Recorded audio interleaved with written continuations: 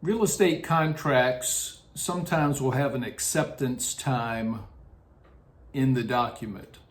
It'll usually be right at the end of the purchase agreement, and it'll say something like, well, let me read one to you from our local real estate contract.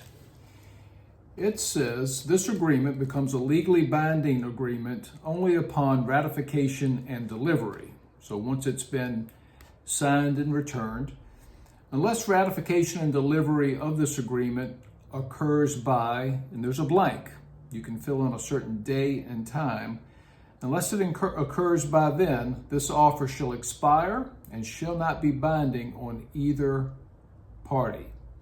So that's an acceptance time, and we'll get offers on our listings and they'll have an acceptance time in there. Our local contracts, again, allow for that.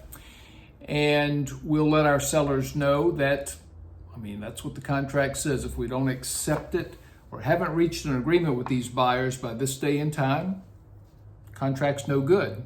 Now, that doesn't mean that the parties involved can't agree to extend that time or cross out that day and time and make it a later day and time, and that happens frequently. Sometimes sellers will get concerned when they get offers and they'll see that time limit.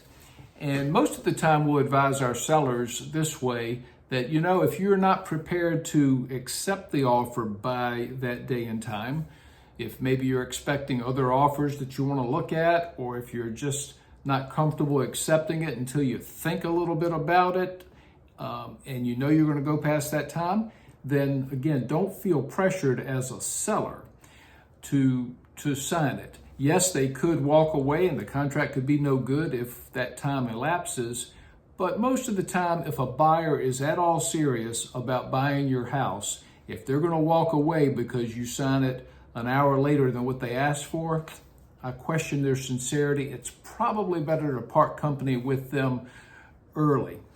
So I wanted to talk about acceptance times. Now, some contracts in our state don't have an acceptance time at all. So different regions, different multiple listing services might have contracts, doesn't even mention an acceptance time.